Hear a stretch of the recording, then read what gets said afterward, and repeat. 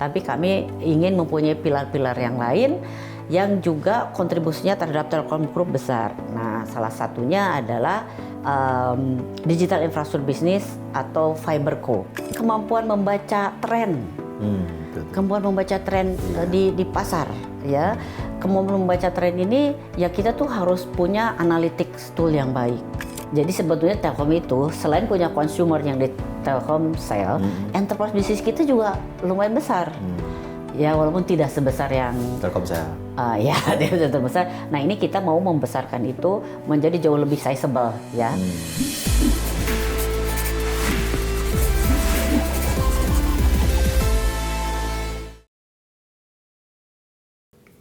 Halo Sobat Investor, jumpa lagi dengan saya, Mas Sirom, pemimpin redaksi IDEC Channel dalam podcast kesayangan kita, The Fundamentals. PT Telekomunikasi Indonesia pada tahun 2025 berada dalam fase transformasi bisnis yang sangat penting. Perbaikan-perbaikan terus dilakukan dan ini terbukti dari kenaikan harga saham yang mencapai 28% sepanjang 2025. Untuk membedah lebih dalam terkait kinerja Telkom tahun lalu dan rencana-rencana bisnis ke depan perseroan, bersama saya telah hadir Direktur Utama PT Telkom Indonesia Tbk, Ibu Dian Siswarini. Selamat datang Bu di The Fundamentals. Apa kabar Bu? Baik, terima kasih. Terima kasih untuk undangannya. Iya Bu. Bu, sepanjang 2025 lalu kan kalau kita bicara harga saham, saham TLKM diapresiasi investor yang terrefleksi dari kenaikan harga sahamnya. Sebenarnya apa Bu yang terjadi di tahun lalu? Jadi memang tadi seperti dikatakan oleh Mas Sirom ya, tahun 2025 itu tahun kritikal buat Telkom, di mana di tahun 2025 kita memulai satu transformation journey untuk 5 tahun ke depan ya, seperti itu. Jadi memang banyak hal yang kami lakukan di tahun 2025 sehingga memang ada beberapa posisi ya atau boleh dibilang bagian dari perusahaan itu yang kita tata seperti itu ya. Jadi 2025 itu transformasi journey-nya kami sebut Telkom 30 karena itu ada 5 tahun sampai 2030. Ya, yang pilarnya itu adalah salah satunya itu perbaikan operational excellence. Nah, untuk perbaikan operational excellence itu yang dilakukan bukan saja memperbaiki bagaimana kami merunning the business, tapi juga tata kelola organisasi. Jadi governance diperbaiki, kemudian juga culture bekerja diperbaiki, sehingga pada saat kami memulai transformasi itu kami mesti mundur dulu nih, mundur dulu supaya kita bisa tahu bersiap-siap dan melihat apa yang sudah baik, apa yang perlu diperbaiki, apa yang perlu ditambah dan sebagainya. Memang dari penataan tersebut keluar narasi baru. Narasi baru untuk publik, terutama untuk investor community ya, untuk komunitas investor, narasi bagaimana kedepannya Telkom itu akan dibentuk atau akan ditransformasikan. Nah, narasi itu alhamdulillah di-buy-in oleh investor sehingga mereka mempunyai kepercayaan, Telkom ini dalam rangka perbaikan sehingga kedepannya masa depan akan lebih baik. Nah, apresiasi tadi diterjemahkan dalam harga saham kan. Jadi kan harga saham itu sebenarnya cerminan dari trust ya. Cerminan dari kepercayaan investor Optimisme gitu. Investor. Jadi mereka they like the story, they like the narrative gitu ya, sehingga harga saham kami diapresiasi seperti itu. Bu, kalau kita bicara tadi Telkom 2030, apa aja itu isinya Bu? Ya, jadi kalau Telkom 2030 sebetulnya objektif utamanya adalah bagaimana kami meningkatkan TSR. TSR yang salah satunya tentu diterjemahkan ke dalam market cap. Nah, jadi kami ingin bahwa nanti market cap di 2030 itu bukan cuma tumbuh seperti biasa, tapi bisa berlipat ganda. Jadi dari sisi market cap, kemudian juga dari sisi struktur grup ya dilakukan perampingan, perampingan atau streamlining, karena memang sekarang ini kan Telkom Group ini memiliki anak perusahaan yang lumayan banyak ya. Lebih dari 50 kalau tidak salah ya. 60 sebenarnya. 60. Lebih dari 60 Yeah. seperti itu, di mana ada beberapa anak perusahaan yang mungkin sekarang ini bukan di core strength-nya Telkom ya, sehingga akan dilakukan perampingan supaya memang anak perusahaan yang dimiliki itu memang bergerak di dalam koridor telekomunikasi, koridor infrastruktur digital, seperti itu. Infrastruktur digital itu kuncinya, Bu ya. Betul, digital infrastruktur itu kuncinya. Jadi kami mengeliminasi hal-hal yang nggak ada hubungannya, yang tidak perlu atau yang nggak create value for the group gitu. Itu yang dilakukan. Kemudian juga kami memperbaiki portfolio management di dalam grup. Jadi meskipun misalnya tadi kami memastikan bahwa itu tuh yang ada di core strength kami, tapi kami juga mesti lihat mana sebenarnya nantinya tuh akan create value yang paling optimum untuk grup. Mainnya di mana aja, bagaimana mengalokasikan kapital supaya tadi TSR-nya itu paling tinggi, supaya sinergi di antara anak perusahaan ini makin besar.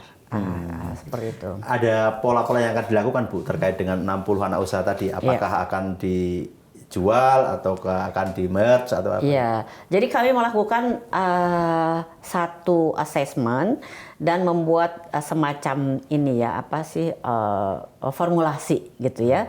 Formulasi yang nantinya menentukan apakah akan di-divest, ya, jual gitu, apakah akan ditutup, apakah akan digabungkan di antara beberapa anak perusahaan di dalam Telkom, atau bukan bahkan digabungkan dengan anak perusahaan lain di dalam Danantara. Seperti itu kan, Danantara juga mempunyai banyak BUMN yang bergerak di dalam bidang serupa. Misalnya kan banyak BUMN punya hotel, punya health businesses, punya insurance business, segala macam ya. Bahkan digital infrastruktur bisnis aja ada BUMN yang punya gitu ya. Ya gitu. Yeah. Jadi kira-kira seperti itu. Jadi memang ada yang tadi ya di divest, ada yang akan dijual, ada yang akan ditutup, ada yang akan digabungkan, akan ada yang dimultiply. Jadi maksudnya akan diperbesar gitu ya, di-expand. Bu, kalau dulu kan kita mengenal Telkom itu kan ya pasti andalan revenue-nya adalah suara gitu kan, voice, terus bergerak ke data, ke depan juga akan terus bergerak lagi ke infrastruktur ya, Bu? Ya. Jadi memang sampai sekarang pun sebetulnya kontributor terbesar buat Telkom Group masih B2C ya, mobile business dari Telkomsel itu ya, plus kemudian juga sekarang FTTH atau IndiHome ya. Jadi mobile business sama fixed broadband business itu yang sekarang memberikan 70% kontribusi untuk revenue Telkom Group. Jadi memang masih di situ. Jadi di dalam Telkom 30 tadi transformation journey yang kami buat, salah satu pilarnya juga adalah bagaimana membuat Telkomsel kedua dan ketiga dan keempat gitu ya. Jadi kita nggak mau nanti kontributornya itu cuma Telkomsel saja yang besar, tapi kami ingin mempunyai pilar-pilar yang lain yang juga kontribusinya terhadap Telkom Group besar. Nah, salah satunya adalah digital infrastructure business atau FiberCo. Ya, FiberCo yang kemarin di bulan Desember itu sudah diresmikan melalui RUPS LB untuk memindahkan aset dari Telkom Group, Telkom Parent ke TIF atau brand Infranexia gitu. Itu jadi nanti kami harapkan di situ juga bisa menjadi kontributor, tidak hanya kontributor revenue tapi juga kontributor net income dan dividen terhadap Telkom Group. Jadi ke depan kita bisa berharap anak usaha yang memberikan kontribusi revenue sebesar Telkomsel akan bermunculan, Bu ya? Ya, akan bermunculan. Jadi dari sisi digital infra tadi ada FiberCo, juga nanti kemudian juga dari B2B ICT ya, B2B ICT atau enterprise business, enterprise co. Kemudian juga kami ingin mengembangkan lebih lanjut international bisnis kami yang sekarang juga sebenarnya sudah digawangi Telin gitu ya.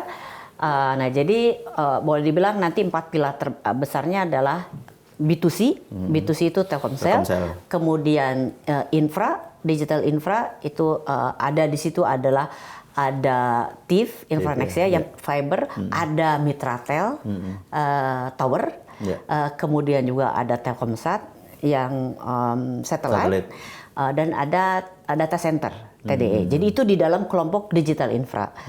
Itu yang kedua. Kemudian pilar yang ketiga B2B ICT, enterprise business, ya, yang sekarang sebetulnya kontribusi terbesarnya masih connectivity business. Nah, kami ingin mengembangkan itu. Jadi nanti B2B-nya tuh bukan melulu connectivity besarnya, tapi IT ya, ICT business. Di situ AI berperan, security business berperan, IoT dan sebagainya ya di situ. Kemudian yang keempat adalah Telin, our international businesses, yang sekarang sebenarnya sudah secara secara growth itu juga sudah luar biasa, sudah bagus seperti itu. Bu, kalau kita bicara yang B2C gitu, kalau kita lihat average revenue per user di tahun lalu juga ada peningkatan, Bu, ya. Di tengah sebetulnya usernya justru berkurang gitu ya. Nah. Jadi sebetulnya begini, kalau kita bicara mengenai mobile business, memang beberapa tahun terakhir ini industri itu mengalami kontraksi karena mungkin pemainnya pada sibuk price war ya, gitu ya. Jadi price war, jadi saling berebut kue satu sama lain. Ya karena apa? Sebetulnya kan dari sisi penetrasi sudah tinggi. Penetrasi kan sudah lebih dari 100%. Jadi kalau kita mau melebarkan atau memperbesar market share, jadi kan harus ngambilin dari tempat lain gitu ya. Nah, sehingga terjadi price war yang sebenarnya jelek untuk semua orang. Ya, jelek untuk semua orang, untuk jelek untuk industri, jelek untuk pemainnya, jelek juga untuk customer. Karena apa? Pada saat price war kemudian orang tuh banting-bantingan harga, servis kan jadi menurun ya, servis jadi menurun gitu ya. Nah, tapi kemudian kita lihat, wah, this is not a good situation. Jadi Telkomsel sebagai incumbent itu kirim sinyal to the market, kita nggak mau lagi price war, kita mau memperbaiki kualitas ya, kita memperbaiki kualitas, dan alhamdulillah itu juga diikuti dengan yang lain. Oke deh, kayaknya kita nggak bisa lagi nih price war dengan juga mengorbankan tadi kualitas dan segala macam, sehingga semuanya itu pergi ke arah bagaimana kita sekarang memberikan kualitas yang lebih baik, sehingga kualitas yang lebih baik itu dibeli oleh subscriber, sehingga tadi ARPU-nya bisa meningkat. Seperti itu yang terjadi tahun lalu. Mudah-mudahan ini sustainable ya. Mudah-mudahan sustainable karena menurut kami growth story dari mobile business adalah market repair. Market repair, di mana kita mendapatkan value dari customer itu lebih besar.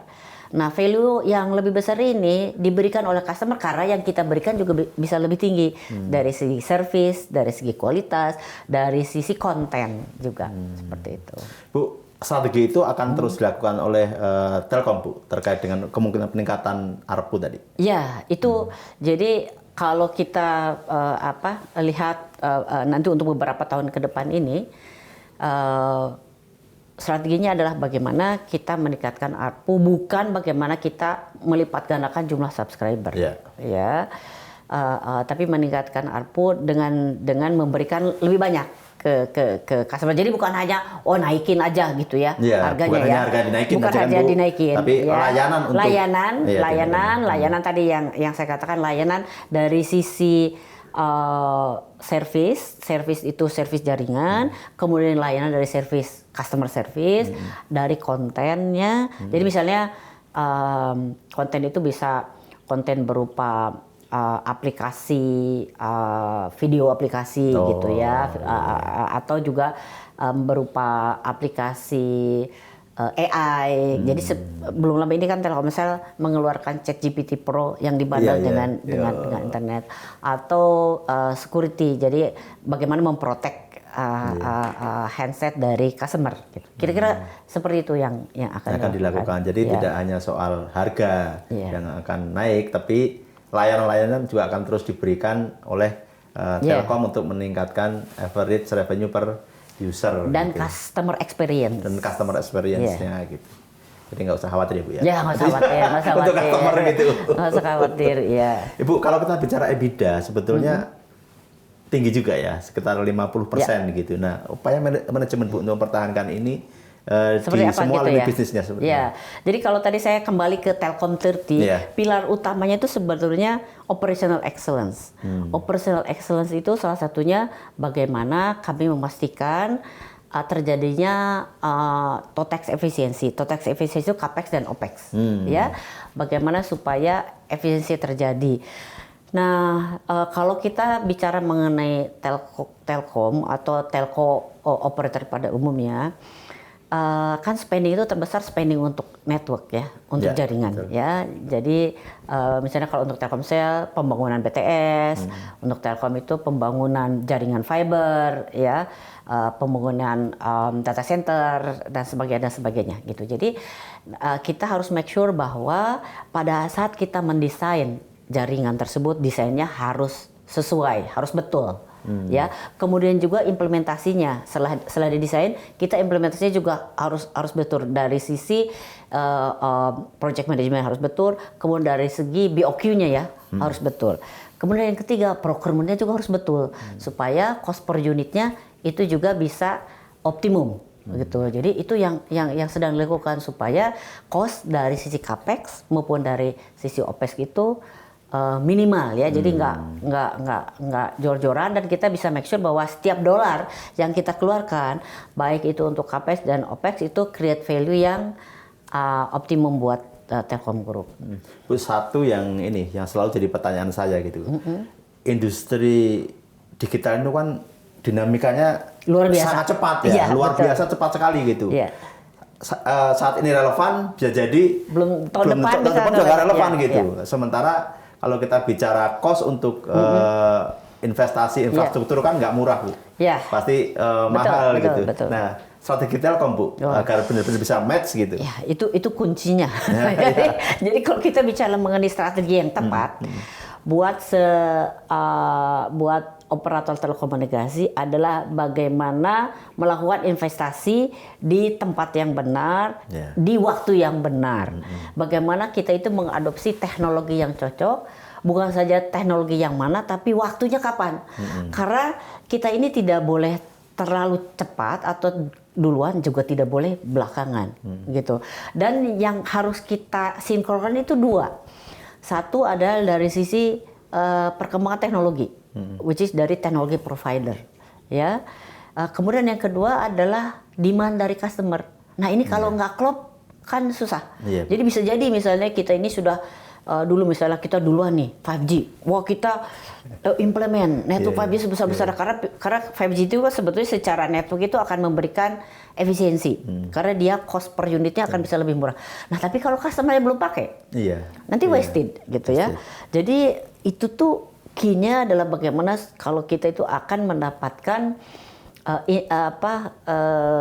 return yang optimal adalah itu waktunya tepat, teknologinya tepat, kemudian juga membaca keinginan pelanggan dengan tepat juga.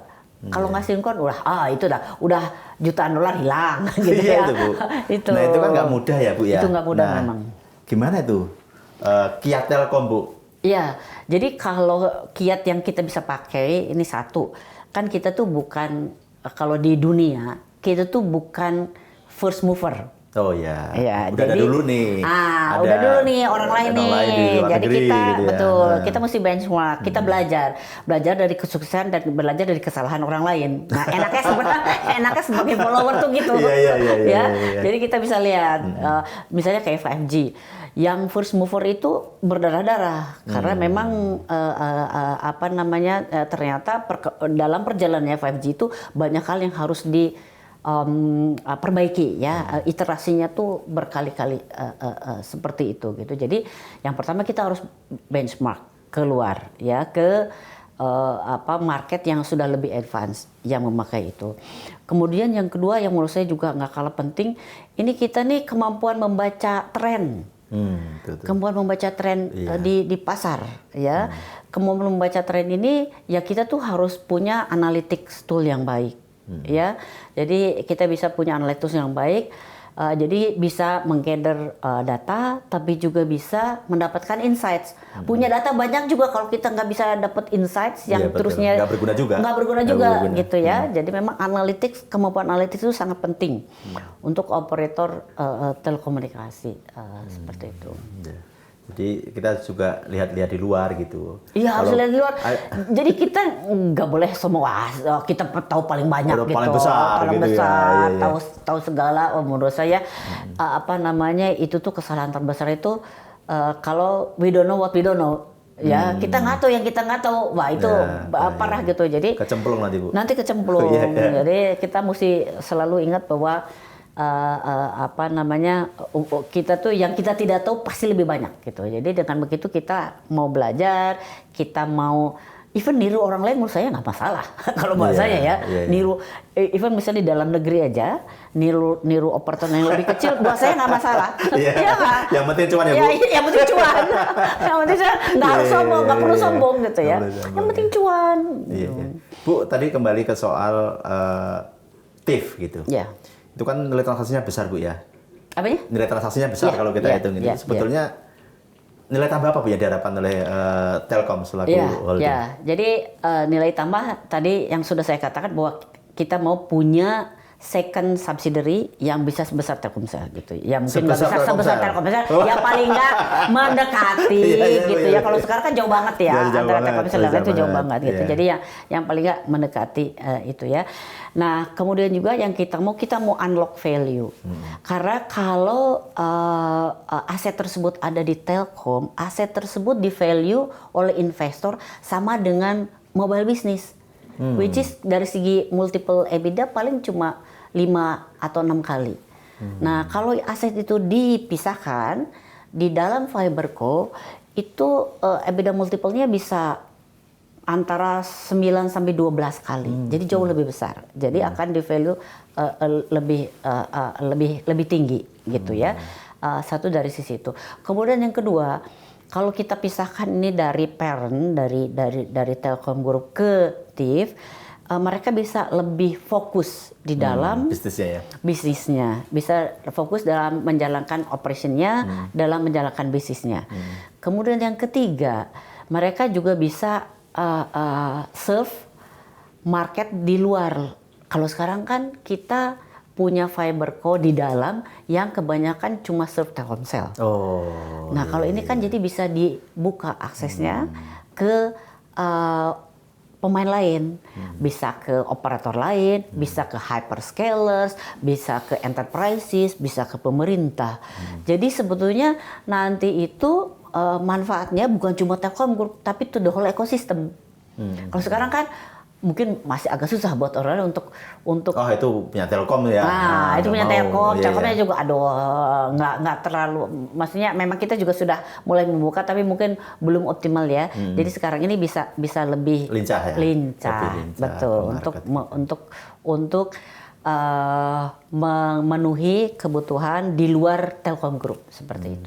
Yang saya dengar juga ada kemungkinan membuka mitra strategis, Bu, ya, untuk mengembangkan TV ini ya.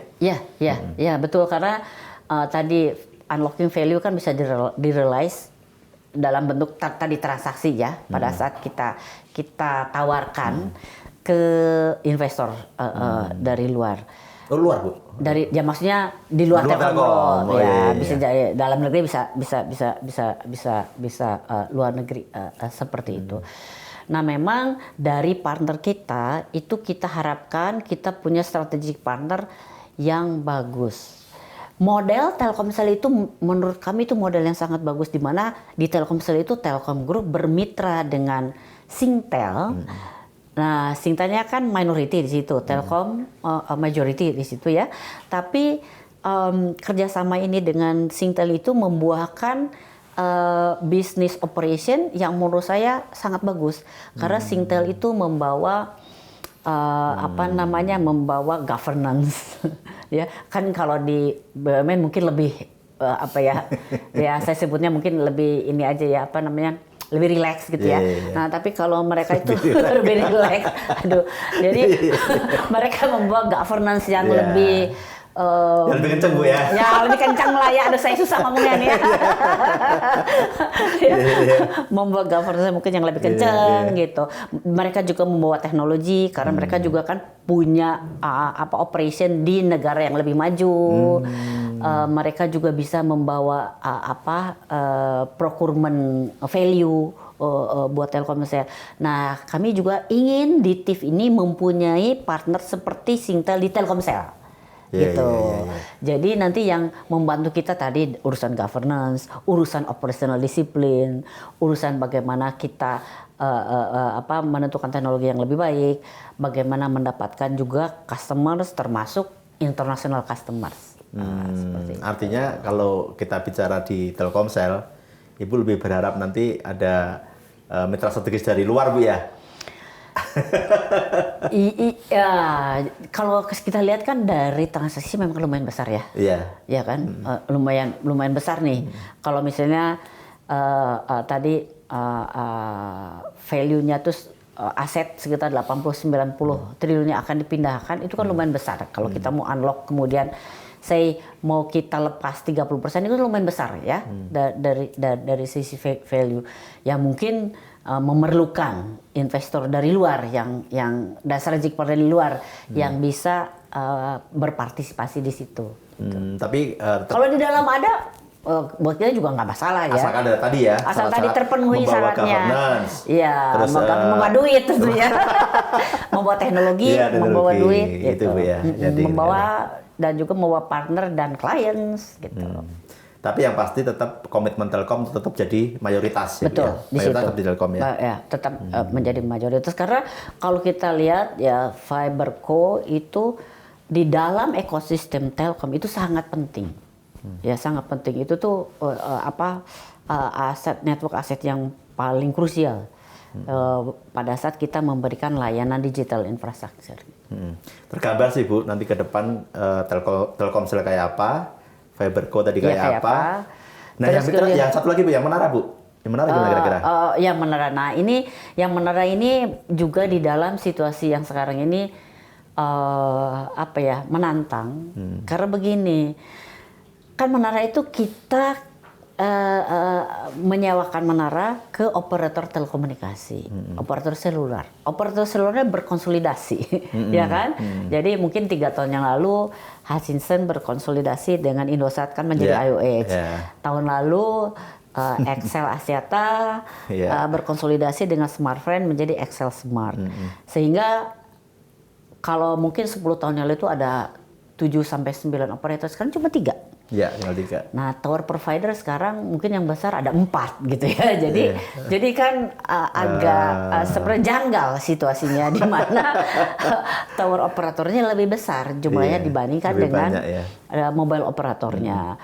Saya rasa seperti juga di dalam mobile industry, di tower juga tower industri mungkin diperlukan terjadinya konsolidasi. Bu ya. Betul. Itu yang sedang kami assess juga gitu.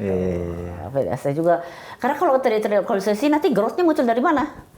Ya kan? Karena si operator tadi udah konsolidasi kan. Sedangkan dari konsolidasi itu mereka punya tower yang overlap gitu kan, sehingga tower yang overlap itu kan direalokasi ke tempat lain. Jadi bukan bisnis baru buat si tower provider.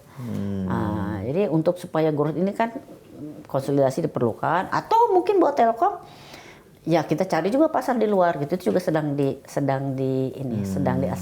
Model konsolidasinya seperti mobile provider Bu nanti? Oh, bisa merger, ya, atau bisa pure akuisisi. Sebetulnya Miteltel juga dari beberapa tahun ini kan mengakuisisi pemain-pemain yang kecil ya.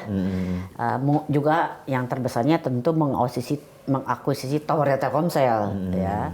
Nah, ini akan mengakuisisi yang pemain-pemain kecil. Nah, tapi kalau yang pemain besar ya itu sedang sedang dijajaki ya, yang mana gitu kan. Yang mana yang cocok. Ada 4 kan Bu yang besar. Iya. Sebagian kan TBK itu. Iya, TBK gitu. Iya. Ya, bagus sih. Bu, kalau kita lihat gitu, terkait dengan kinerja 2025 bagi investor nih Bu. Arah dividen kira-kira seperti apa Bu? Oh, nah ini arah dividen yang untuk tahun lalu ya, untuk 2025. Kalau apa namanya secara umum, ini kan sebenarnya kita belum bisa disclose ya, belum, tapi ini sih apa namanya secara guiding principle sih kita maunya ya di dalam formula yang sama lah, paling nggak kurang formulanya dari yang tahun lalu sebelumnya. Iya, tahun sebelumnya. Betul. Lumayan itu. Ya. Asik loh, secara capital gain tahun lalu 28%, terus kalau tambah dividen yang lumayan. Nah, kalau gede, ada special dividen, kan kalau kayak tadi kita unlocking Fiberco, kan tentu kalau buat investor, terutama dana antara ya, maunya kan ada dividen khusus. Nah, itu special dividen yang apa namanya, yang kalau value untuk shareholder, investor kan itu kan dalam bentuk dividen ya, jadi itu di dalam rencana kami memang. Bu, tadi kan kita bicara 2030. Nah, kalau saya lebih perpendek lagi Bu, 2026. Oke. Kira-kira tahun ini aja nih Telkom nih? Tahun ini ya 2026. Jadi memang tahun 2026 ini banyak hal yang harus kami lakukan ya. Yang pertama tadi Fiberco kan yang sudah dilakukan di Desember kemarin kan baru stage 1. Jadi nanti di tahun 2026 itu adalah pengalihan aset yang stage berikutnya, plus tadi unlocking invite mitra gitu ya, yang satu itu. Kemudian kalau untuk TDE juga kami sedang melakukan penjejakan juga untuk mendapatkan partner juga di data center.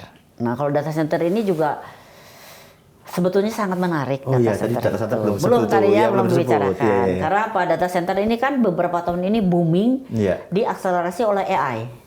Jadi kan demandnya tuh luar biasa secara trajektori gitu ya. Karena adanya AI. Kan AI ini butuh kapasitas yang luar biasa besar. Hyperscaler kan itu mereka membutuhkan besar. Jadi memang demand-nya besar, tetapi investasinya juga luar biasa besar sekali, Bu. Dan payback period-nya juga lama. Itu. Jadi tadi kalau balik lagi ke pertanyaan, saya mesti mikir-mikir nih ya. Jangan-jangan salah nih. Saya mesti mikir-mikir nih, duitnya lebih baik taruh di mana nih? Di Fiberco atau di Telkomsel atau di B2B City yang payback period-nya jauh lebih singkat, pendek, ya. Walaupun mungkin secara growth mungkin juga lebih landai, tapi kan paybacknya lebih singkat dan investasinya tidak sebesar itu. Luar biasa lah kalau data center itu. Kan kalau untuk Fiberco investasi sebagai besar sudah kami lakukan, tinggal unlock nih. Kedepannya ya tinggal mengikuti perkembangannya Telkomsel atau operator yang lain ya. Tapi kan kalau data center kan kita harus bangun besar dan investasi yang besar. Jadi kami merasa bahwa partnering dengan pemain yang besar, global global player itu diperlukan. Itu juga sedang diakses oleh kami dan juga oleh Danantara seperti itu. Jadi itu data center. Kemudian tower tadi juga yang sudah kita bahas. Yang lain juga untuk enterprise business. Nah ini nih enterprise business juga jangan lupa nih. Jadi sebetulnya Telkom itu selain punya consumer yang di Telkomsel, enterprise business kita juga lumayan besar. Ya walaupun tidak sebesar yang Telkomsel. Tidak terbesar. Nah ini kita mau membesarkan itu menjadi jauh lebih sizable ya. Nah ini nanti kita akan punya B2B ICT yang sizable dengan menggabungkan yang sekarang kami punya. Jadi sebetulnya Telkom di Telkom Group yang tadi di antara 60 sekian anak perusahaan itu ada beberapa ICT player, cuma kecil-kecil, gitu ya, kecil-kecil. Dan ini yang akan kita gabungkan sehingga kita akan punya satu subsidiary yang bergerak di bidang B2B ICT yang tadi saya sebut yang besar, plus digabungkan dengan yang sekarang di enterprise bisnisnya yang ada di parent, di Telkom parent gitu. Nanti digabungkan supaya besar. dan juga mendapatkan valuation yang signifikan dari investor gitu. Jadi nanti kedepannya itu Telkom Group itu adalah valuasinya Telkomsel plus valuasinya Fiberco plus valuasinya B2B ICT plus valuasinya Telkom Internasional. Nah di dalam Fiberco, di dalam Infraco itu ada data center, ada tower, ada Fiberco gitu. Nah makanya tadi balik lagi ke pertanyaan pertama, Telkom itu mau apa? Ini jadi valuasinya adalah jauh lebih besar daripada yang kita punya. Karena sekarang terus terang saja ya, saya juga malu nih mengakuinya, Telkom itu di value hanya solely based on Telkomsel. Jadi Telkomsel udah itu aja. Nah nanti enggak, Telkomsel plus digital Infraco plus B2B ICT plus Telkom Internasional.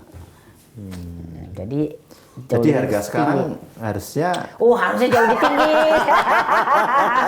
Jadi harusnya masih murah Bu ya. Iya. Jauh lebih tinggi harusnya. Iya, sekarang masih murah. Karena kan aneh sekali ya, Telkom Group itu mempunyai aset sedemikian besar, tapi kenapa hanya di value berdasarkan our mobile business? Kan harusnya enggak kan?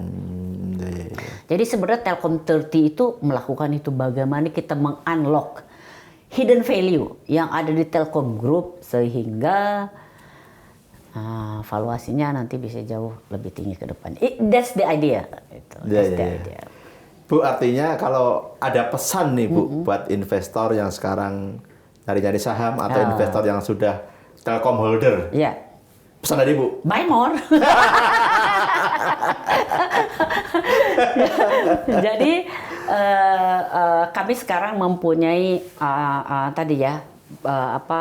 strategi yang menurut kami ini bisa memberikan value atau bisa create value yang lebih besar buat shareholder gitu ya. Dan secara agenda ataupun tadi transformation journey itu sudah disusun dalam project charter yang menurut kami sih sudah boleh dibilang sudah rapih gitu ya. Nah memang tentu investor kan pertanyaannya but whether Telkom will be able to execute the strategy atau the transformation atau enggak gitu kan. Nah tunggu tanggal mainnya, tapi please trust us that we will be able to execute di agenda gitu. Sampai tadi kepada valuasi yang nantinya bisa jauh lebih tinggi. Wah, saya jadi optimis nih. Kadang-kadang wawancara sama Budian nih. Kita harus sering ngobrol kayaknya nih. 3.500 wah kayaknya masih murah nih. Masih murah ya.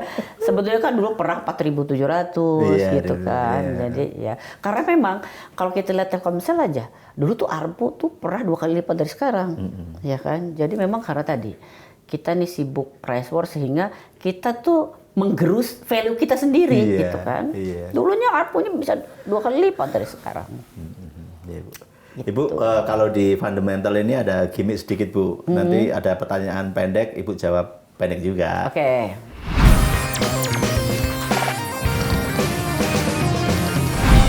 Investasi Bu, saham atau properti? Properti. Tapi saham punya dong pasti. Oh iya ada ininya sih, ada alasannya begitu tapi ya. Kalau sekarang ya. Sekarang properti ya. Kenapa Bu? Saya tidak punya banyak waktu. Oh, untuk analisa. Jadi kalau saham itu sahamnya yang jangka panjang ya, bukan yang istilahnya betul-betul. Trading harian itu enggak kan Bu? Enggak. Kenapa saya punya waktu? Ya, karena itu karena nggak punya waktu. Dulu tuh waktu saya sempat retire 2 bulan gitu lah. Itu tujuannya itu. Oke. Sekarang ini bisa nih. Sebelum kemudian dipanggil Telkom ya. Gitu. Rapat pagi atau rapat sore? Pagi. Morning person, Bu? Saya morning person. Kalau menurut saya pagi itu kita masih masih jernih gitu ya kepala. Setelah minum kopi nih. Belum minum kopi saya, kalau minum kopi agak slow, sebelum minum kopi agak slow. Jadi pokoknya pagi habis minum kopi, itu. Menurut saya energi kita tuh jauh lebih tinggi, kemudian juga ini lebih clear pagi. Jadi jawabannya pasti pagi. Kopi apa Bu Ibu yang sering minum? Oh, kalau kopi bisa kopi, tapi kalau jenis kopinya udah pasti Arabica ya. Oh, Arabica ya. Tapi kalau kopinya bisa kopi susu atau bisa kopi hitam, tapi tanpa gula selalu. Selalu tanpa gula. Selalu tanpa gula. Nonton YouTube atau nonton TV? YouTube. Iya. YouTube karena memakai servis kami. Iya. Ibu konten-konten apa yang bisa ditonton? Kenapa? Konten-konten apa yang biasa ditonton? Drakor ya. Baru tahu, jangan-jangan beracun juga. Oh iya, yang pendek-pendek itu dia. Iya, pendek-pendek iya, yang pendek-pendek, anak iya. tiba-tiba jadi anak CEO gitu. Yang baru ketahuan ternyata dia CEO gitu kan. Ternyata Bu Deru juga suka nonton beracun iya, loh. yang pendek-pendek. Sama saya juga sih. Kalau yang panjang sih yang nggak ini apa namanya nggak tahan melihatnya yang pendek-pendek. Iya. Gitu. Kalau nanti pensiun Bu, pilih di desa atau di kota? Aduh, ini berat ya. Di kebun. Itu Di kebun. jadi saya di kebun ya, mungkin di desa itu ya, karena saya senang berkebun. Jadi saya juga punya Ibu kebun. senang berkebun ya? Iya, jadi waktu kemarin saya pensiun dari perusahaan yang lama, itu saya beli kebun. Karena saya suka kopi, saya beli kebun kopi. Oh. Saya juga suka durian, saya juga beli kebun durian. Juga ya? Sama kebun alpukat. Oh. Itu 3. Jadi memang kalau retire tuh Di Bandung? di Cikajang, di Garut, sama di sini di Sukabumi. Oh, kebun duriannya di mana Bu? Di Sukabumi. Nanti saya datang ah. Oh, boleh. Ya boleh. Nanti kalau sudah panen ya. Iya, Bu, iya, Bu. Panen.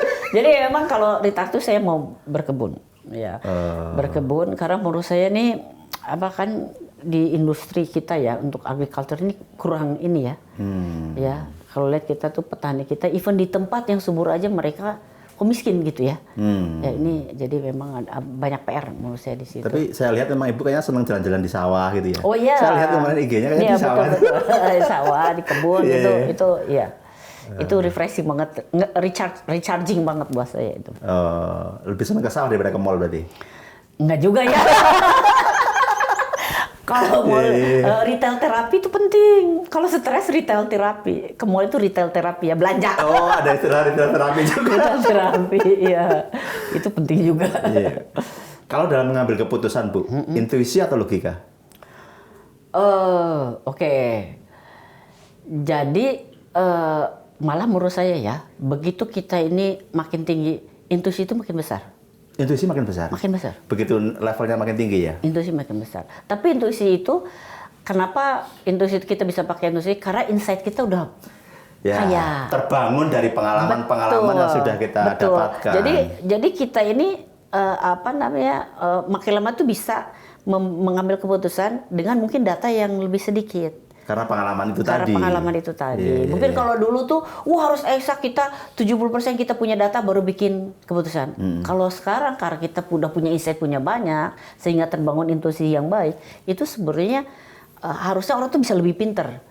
Iya. Dengan data yang lebih sedikit. Kan sekarang dunia makin tidak pasti ya. Dengan ketidakpastian, intuisi itu penting banget. Dengan ketidakpastian. Kalau ketidakpastian itu artinya data yang kita pakai sebagai dasar logika kan tidak tersedia. Nah, itu makanya jadinya makin banyak intuisi. Ya. Superman, super team. Superman atau super team. Jelas super team. Sekarang kenapa super team? Superhero aja bekerja sama. Benar nggak? Ya kan?